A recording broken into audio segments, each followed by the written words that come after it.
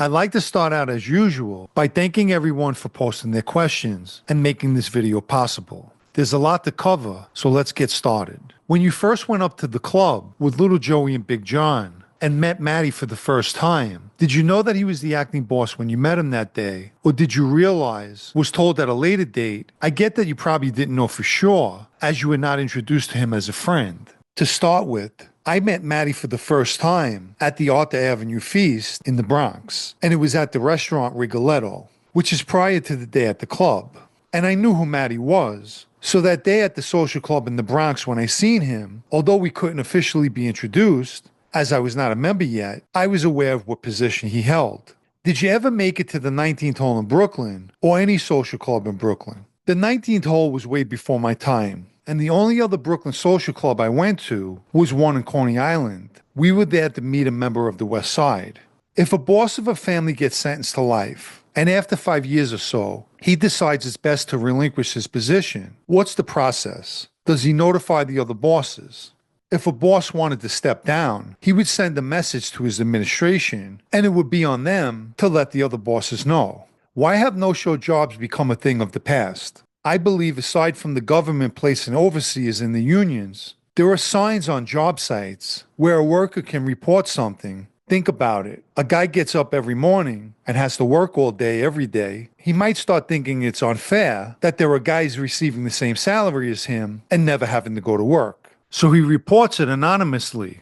Thoughts on Steve Mazzone's release from prison? In all honesty, I couldn't care less either way. My thoughts are more on Peter Pan, who now has to stand on his own 2 feet in Loretto. Outside of Gary Gugliaro, did Joey Amato ever identify any other previous members of his crew? The only person who was formerly in Joey's crew that he mentioned was Sal Salome, who at the time was just an associate. Did you mentor any of the young guys in the life, or did you prefer just to associate with experienced older guys? I was the young guy, even at 44 years old. So everyone I had dealings with were older than me. Is it true that if the FBI hears on a wiretap or from an informant that a particular person or persons in that life are marked for death, do they have to go to those people and inform them of who wants them dead? Do they offer the person or his family protection? Also, if a guy agrees to cooperate but lies about something, be it large or small, can the government throw his agreement out and bury him under the jail?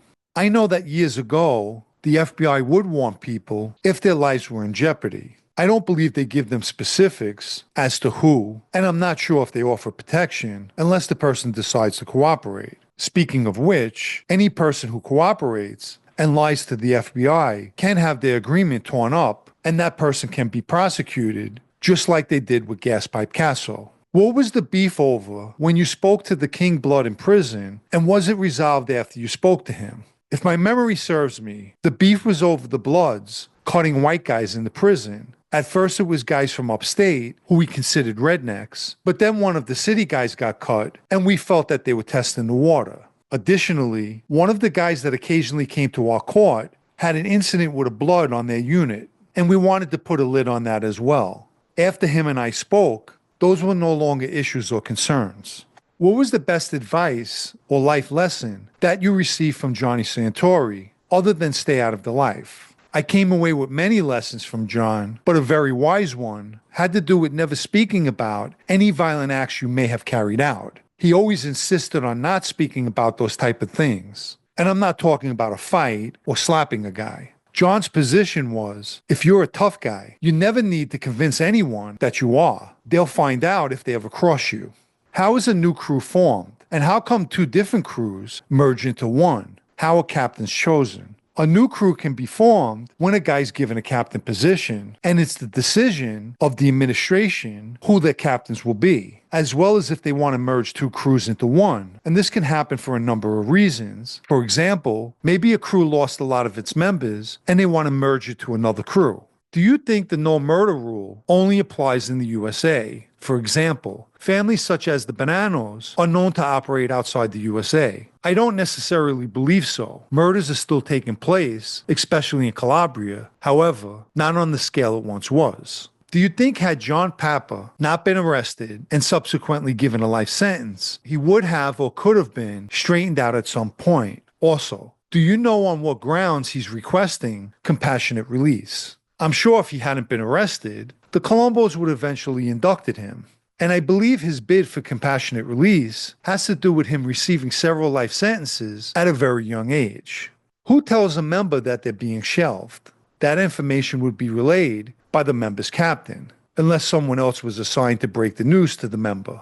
Have you ever heard of the Chicago outfit during your time in the life? Of course, I knew of them, but never met with or had any conversations about them. During a sit-down, if a guy starts changing or adding something new, how do you call it without calling them a liar? Do you make a larger lie to beat them? In my experience, when a person has to lie, be it in a sit-down or in some instances, even on YouTube, that indicates a lot to the person's character. I have the perfect example with the sit-down between us, and I mean at the time, and the Bonanno family. Nevertheless, I can't say anything further because I don't want to spoil it, as I plan to explain it all and what took place in a future video. However, there are ways to handle a liar during a sit-down without calling him a liar.